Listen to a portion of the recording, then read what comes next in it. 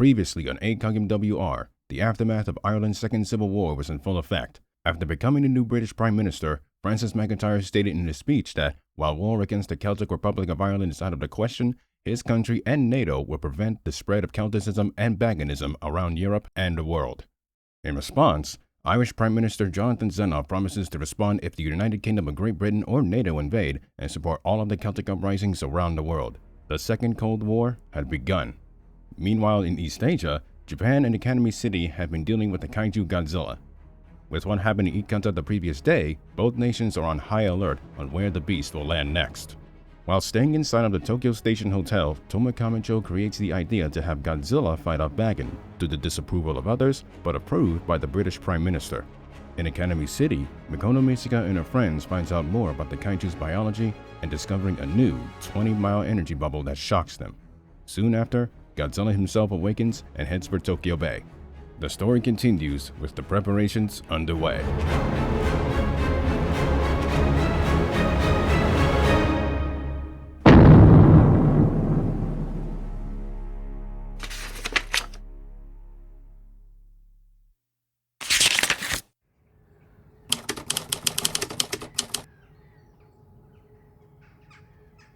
Around Tokyo Bay, it is anything but calm. Evacuations in the Kanagawa, Tokyo proper, Saitama, and Chiba prefectures are underway. Police officers are getting almost every civilian to shelters, but are having trouble with the traffic because some people who expected to fly are finding out that all flights have been cancelled, thus creating traffic jams. Near Tokyo Tower, McIntyre, Kamicho, and the sorcerers are together in an impromptu meeting. Alright, let us make this quick since we do not have much time. Tantamiya, you take the Amaxa and New Light to Shinagawa. Krutzev, you will stay with Ignace and her nuns here in Minato. Magnus, Blackball, Elvis, Spearhead, head to Haneda Airport and monitor what is going on in Tokyo Bay. Kamijo, Aldenus, Montgomery, Kinzaki, you are with me in Ginza. Orwell, Marshall, Cromwell, you stay in Chuo and monitor for Bagan or Zenoff's arrival. Alright, move! As everyone scatters, Sasha stares up at Tokyo Tower. She runs to the entrance with Ignace and her nuns following her. By 5:45 p.m., everyone is in their assigned destinations. Francis holds up the walkie-talkie. Status! We're here, and we're seeing a bunch of Japanese destroyers. We got a good view of Tokyo Bay from the tower. We're fine. Nothing's happening yet.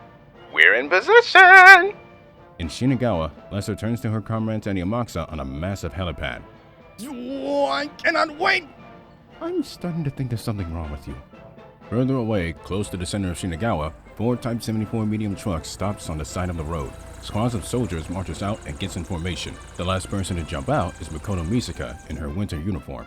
She looks around and sees the soldiers of the ACDF 24 platoon armed with Howa Type 89 rifles lining up beside each other. The sound of helicopters gets her attention.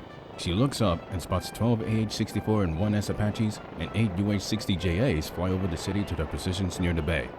Jeez, you are not holding back at all. Sergeant Yamagura comes up beside her. We're not sparing anything when it comes to this. And thanks to our partnership with the JSDF, we got all of the help we can get.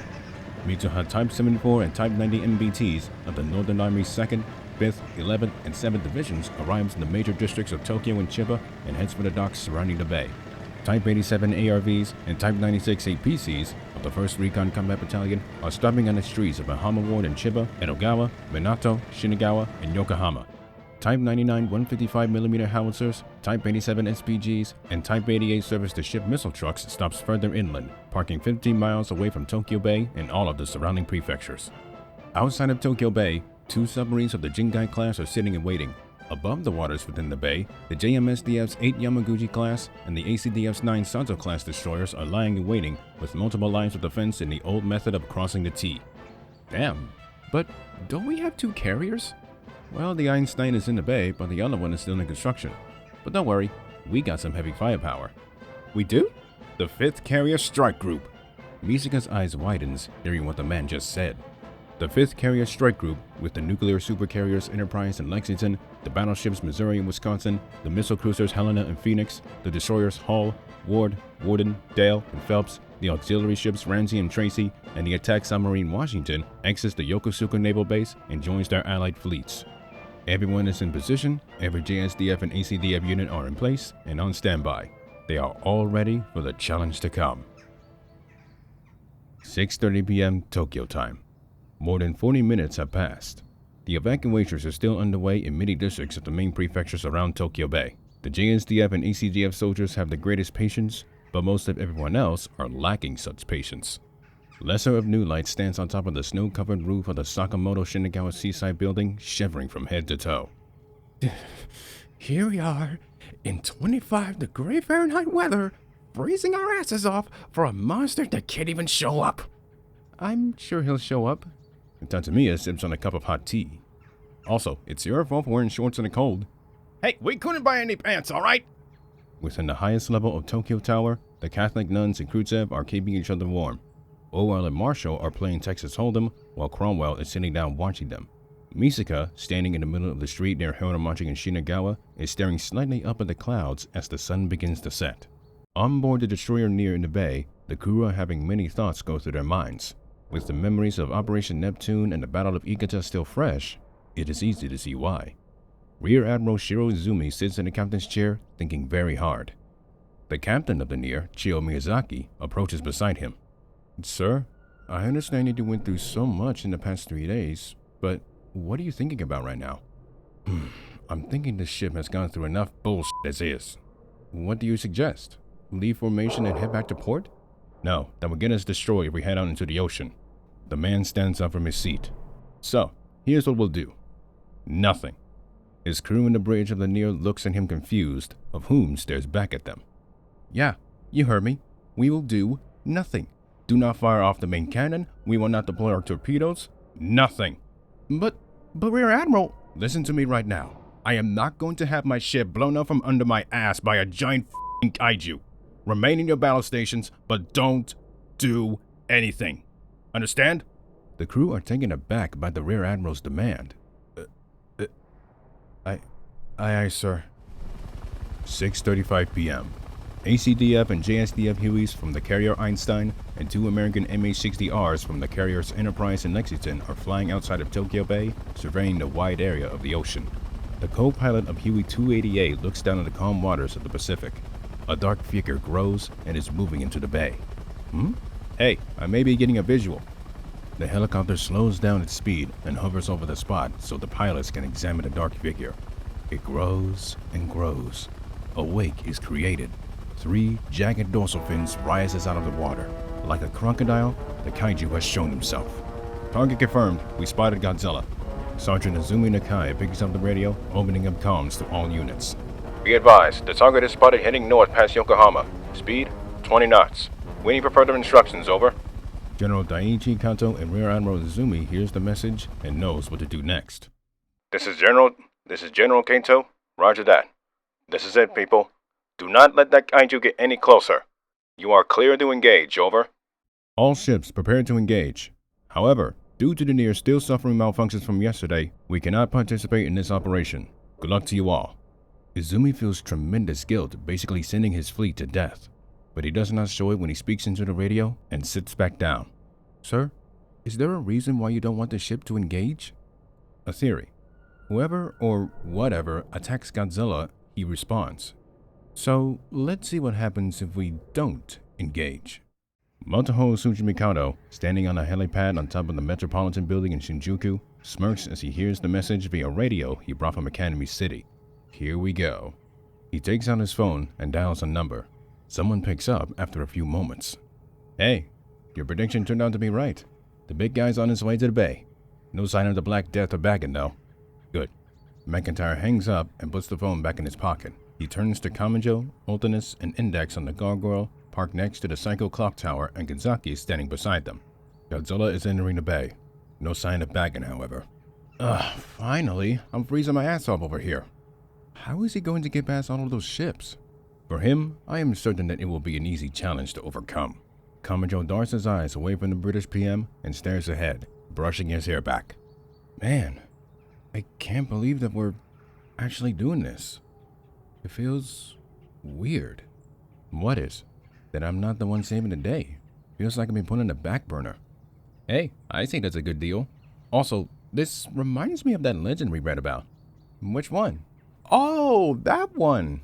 The world's last beacon of hope, Rhaegon, the noble dragon of the East. May he rise from the seas to confront the infamous dragon of the West, Mizora. Kamajo, Index, and Ultinus looks to McIntyre a little shocked. Wait, you know about that legend? The man does not respond immediately. I do, and it is a shame that it has to come true. The three are more confused. France's eyes darts away from the three. Then they lock into Kaori. She nods her head, improving him to go ahead. Kamajo, Ultinus, Montgomery, I believe it is time for me to come clean.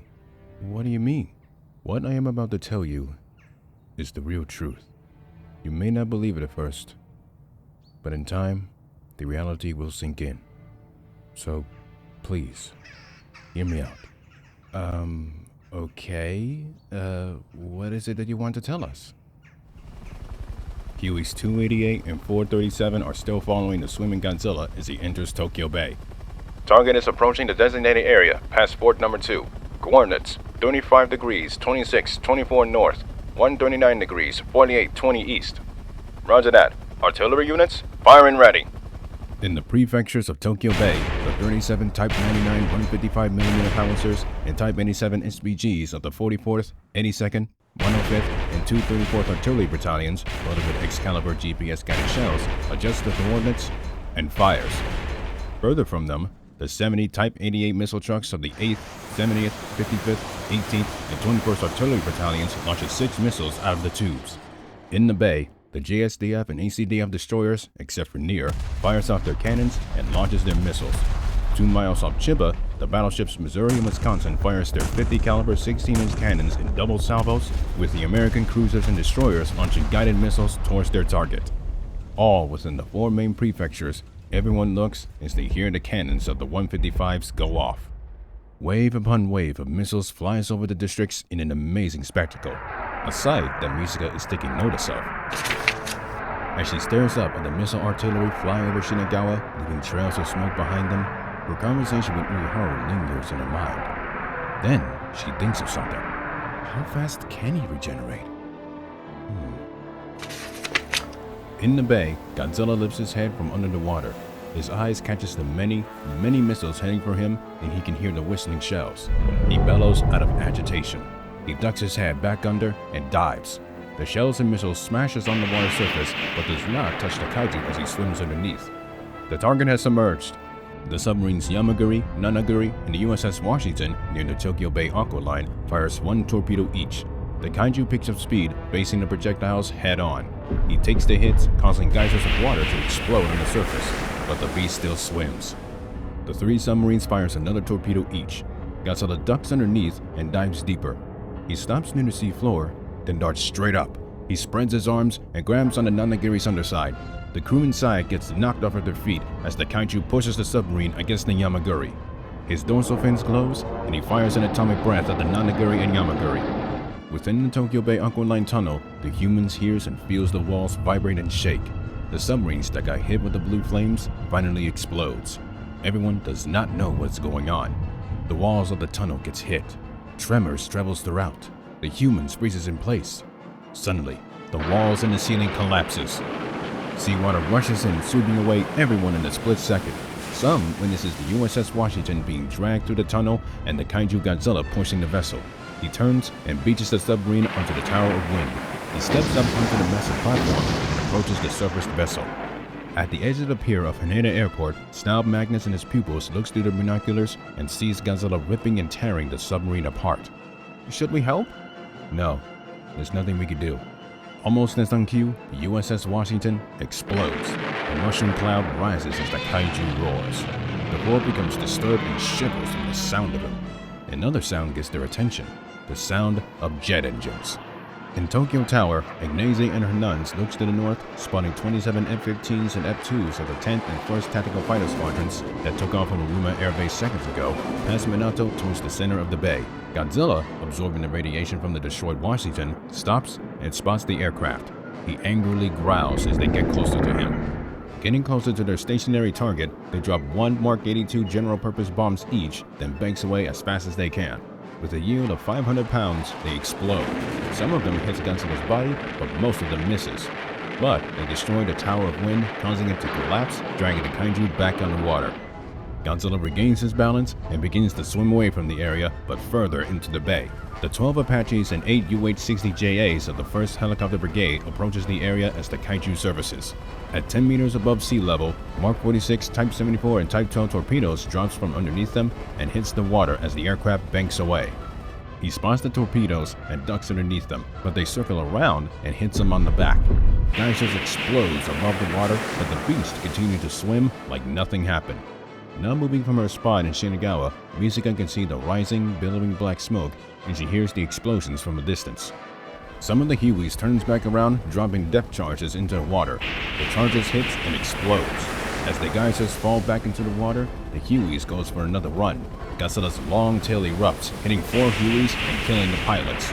He turns over and rises from the water. He sits in the middle of Tokyo Bay. All of the captains of Beast Destroyer and American Cruiser orders their crews to open fire, but the Near does not fire. A barrage of Malera 76mm and 8-inch naval guns unloads armor-piercing shells at the kaiju. All of them hit, but none are penetrating his skin. His anger grows. The tactical fighters arrive once more, dropping their remaining bombs.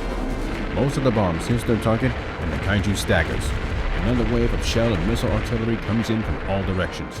He looks up as the missiles and shells connects, covering him in explosions and water all around him, causing him a screeching pain. All ships, hold your fire! All of the ship stops. The artillery fire comes to a halt. All of the sailors walks on the decks to see if the massive barrage worked. The falling water and blackened smoke disappears. Godzilla is not there. They worry if it did not work at all. The 10-second silence ceases when the kaiju's tail erupts from underwater in between the destroyers Getamura and Sumamura. They all wonder how he got in between them. The tail tilts to the right, slamming onto the Sumamura, splitting the ship in half. The crews are terrified beyond belief. The kaiju's giant hand erupts from the water and grabs onto the Getamura's port bow. His other hand grabs onto the starboard bow, and the tail wraps around the stern. Godzilla pulls and drags the destroyer under the water. The captain orders an abandoned ship, but the crew and sailors panics trying to find a way to break free. Hitting the bottom of Tokyo Bay, 70 meters deep, Godzilla's tail and dorsal fins glows blue. He fires an atomic breath, hitting the ship's underside.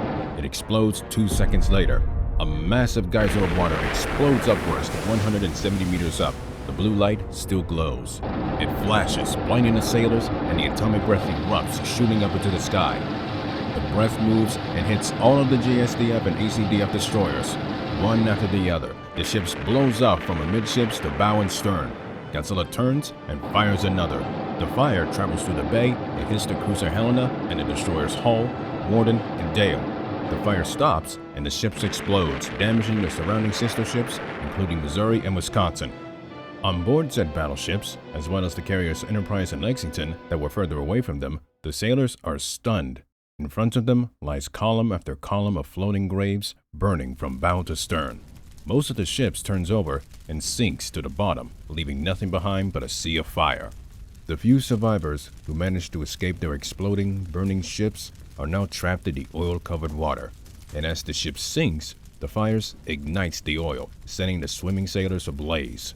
A horrific sight that looks like the entrance to hell itself. On board the Near, Rear Admiral Izumi is in a complete loss of words of what he is seeing, and he and his crew can only witness it. Godzilla rises from the water, and his eyes locks into the Near. The ship's cannon is not facing him, but the sailors looks back at him. He growls as his suspicion grows. Externally, the sailors of the Near are terrified to move or do anything. Izumi grips his chair, waiting for him to make his move. Godzilla puffs smoke from his nostrils. The ship has not done anything. He turns and dives underneath the water. The last sight that the sailors and crew see is his tail going under. Everyone collectively breathes a sigh of relief. Izumi sits back in his chair, takes off his hat, and brushes his hair back. Captain Miyazaki looks to him, not with happiness, but disappointment. Well, your theory turned out to be true. At what cost, though? Over 1,800 men and women. Inform command that we're still alive, and tell them that Godzilla is heading for Tokyo. Aye, aye, sir. On the seaside building, the Amakusa and New Light are astonished at the display. In the highest level of Tokyo Tower, Ignace looks away from her binoculars to Lucia. You know what? I think this creature is perfect. Are you kidding me? That beast just obliterated an entire fleet. I know. He's perfect. As the towering black smoke reaches beyond the clouds, General Kanto comes on the radio. Be advised, Godzilla is heading for Tokyo. All districts be on the lookout. Over. The Minato, Shinagawa, and Chuo fronts, guarding the Japanese capital, gets up against the edge of the piers. The armored vehicles and tanks lies and waits for the kaiju to reveal himself. Suspension is at an all-time high as the troops do not know where he's going to head for. Each second that passes feels like an eternity. On the Shinagawa front, the 71st and 72nd Tank Regiments and the 11th Mechanized Infantry Regiment of the 7th Division are staying in place, waiting for something to happen. Godzilla's rumbling bellow underwater travels for 8 miles across. A chill goes down their spines, and even the sorcerers and Kamijo shiver by the sound. The civilians, who has now fully evacuated from Shinagawa, stops what they are doing, with most getting out of their cars and looking towards the bay. 2 soldiers standing in between 2 Type 90 tanks, Mihar and Oye, constantly darts their eyes at the water, waiting, watching. The 3 rows of dorsal fins rises from beneath the waves 875 yards away. The soldiers and tanks aims their M270 rocket launchers and 120mm auto-loading cannons respectively. They follow the kaiju as he swims at 20 knots. From a distance, the Amaxa and New Light are seeing him swim past them. Suddenly, the beast turns to his left. The soldiers grips their rocket launchers. The tank's cannons are still fixated on him. At a distance of 370 yards, his body lifts up, followed by his head. His growl trembles the soldiers' bones to their core. Godzilla stands up straight, shaking the water from his charcoal black skin, then puffs smoke from his nostrils. Oh, he's bigger than I thought! The kaiju moves towards the shores leading to Shinagawa. In Tokyo Tower, Ignace sets down the binoculars as she gets a strange feeling. She turns to her nuns. Girls, Sasha, we might need to get down from the tower. Why do you say that? Just in case. Back at the front, Godzilla spots the long line of tanks, SPGs, and soldiers with rocket launchers stretching from end to end. He growls, then lets out a roar. The sound causes the sorcerers to cover their ears and shiver. The tank's cannons fires. The soldiers fires their rockets from their launchers. The 155mm howitzers at close range unleashes a wave of shells. Apache surrounds him and fires hydro rockets. The tactical fighter swoops down, firing hydro rockets as well. All of the projectiles hits the beast, but none are doing any damage to his skin. Godzilla's mood grows from annoyance to fury, and it shows on his face. He stops in place. His tail slams on the water. Then it and his dorsal fins glows.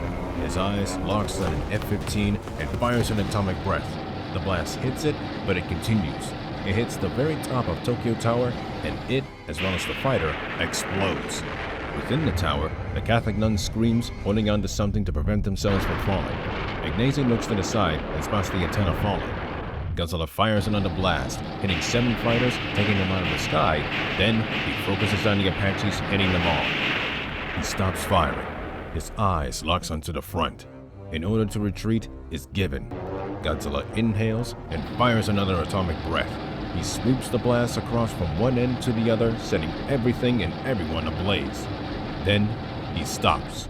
2 seconds later, the entire front explodes in a gargantuan chain reaction, sending shockwaves far away. In Tokyo Tower, the Catholic nuns and Khrushchev continues to head down to ground level. Back at the front, Godzilla looks at the destruction from end to end. No human is left alive, and no machine is left intact. He bellows out of satisfaction and continues forward. Tantamiya, watching it all unfold, smirks. Oh yeah, he's the one. Wait until Bagan gets a load of this.